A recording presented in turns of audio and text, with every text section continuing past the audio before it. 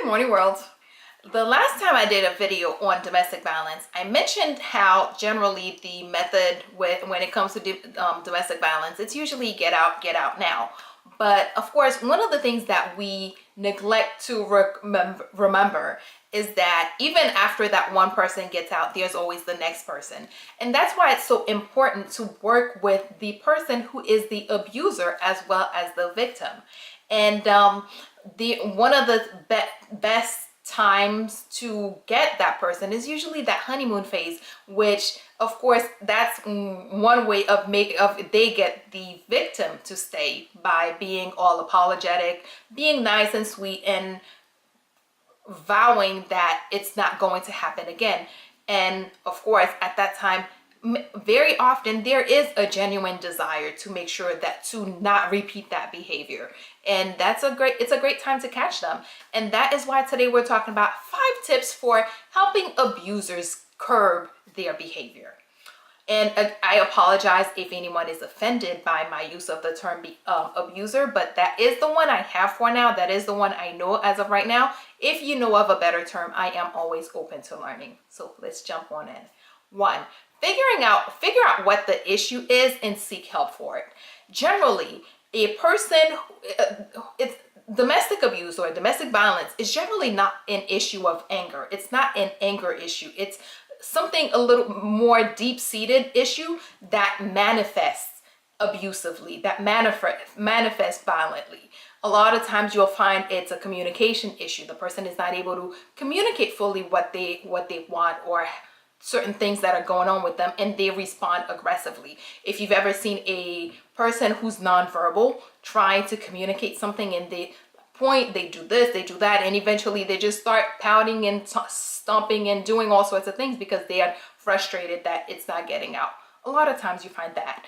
And another one is self-esteem issues. Many people may not want to admit that they have self-esteem issues, but self-esteem issues is one of the bigger ones that often manifest as a control issue. So those little things are there, and they are manifesting in violent ways.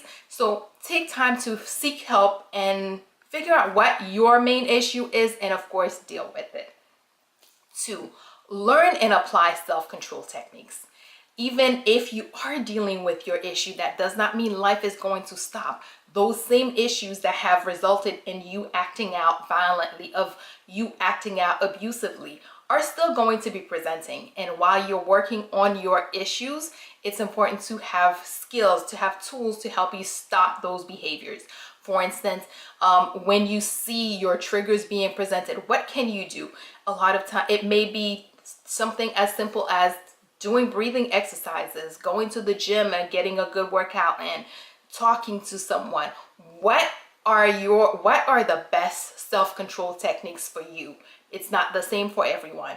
Just because the gym works for me does not mean that the gym is going to work for you. What works for you? What helps you calm down? What helps bring you back to that loving, caring person that you were at the beginning of the relationship?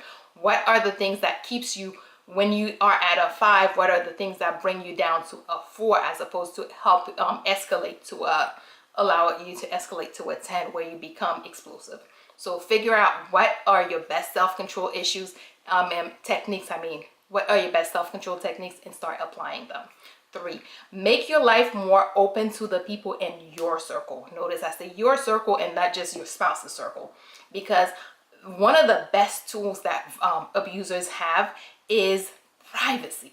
You cut yourself out, you cut other people out of your life, out of your spouse's life, thus making it easier for you to do the things you do without having to deal with the prying eyes, the shame, the embarrassment that you may feel from certain people in your life knowing the things that happen.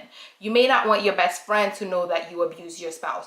You may not want your parents, your mom, your dad to know that this is how you treat your spouse. You may not want your boss to know you.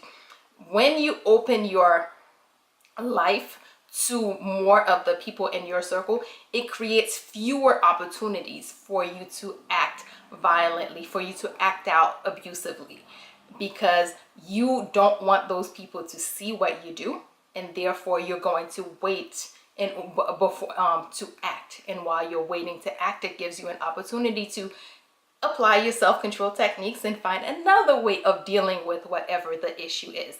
And of course, it makes it it makes you think twice about your behavior, giving you an opportunity to rethink the behavior.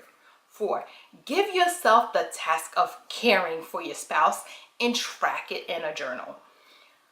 When you are engaged in caring for someone, it makes it a little bit more difficult to harm them. When you are tracking the way that you treat a person, you get to see those things that you have done that were not pleasant to them.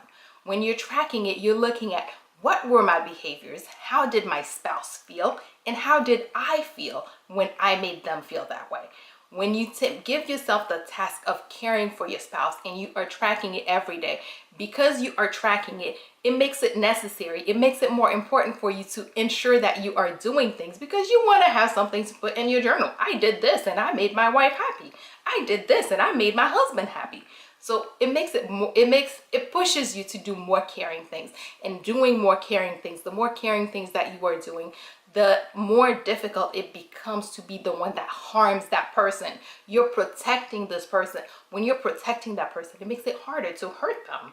And of course, excuse me, tracking it when you've done those things that were not exactly nice, tracking it gives you that opportunity to really sit back and think, wow, I did this. How could I do that?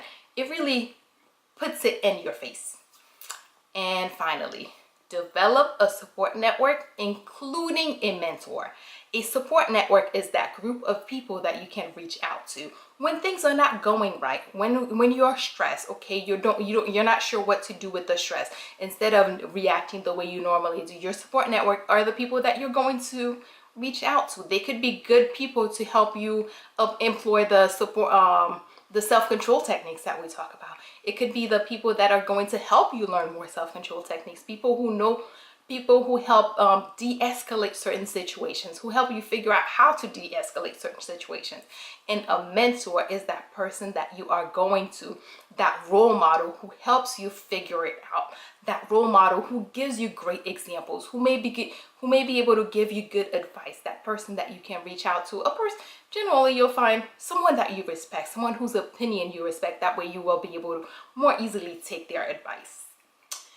All right, so I know that was super long. Let's do a quick recap. 1, figure out what the issues are, what your core issue is, and seek help to resolve it. 2, learn and apply self-control techniques so that when you see your triggers presented, you can deal with them before they escalate. 3, make your life more open to the people in your circle, because when you know that the people you care about and respect are seeing your behavior, it makes you think twice about the behavior. 4, give yourself the task of caring for your spouse and track your progress, because as you are actively engaging and caring for someone and loving someone, it makes it a little more difficult to harm them. And finally, develop a support network, including a mentor, because if you are going to be taking on the task of becoming that person who does not hurt your partner, you are going to need a lot of support and a lot of advice and a lot of learning new ways of doing things so that you don't resort back to the old ways. And yep, that is all we have for today. Good morning, world. Have a great day.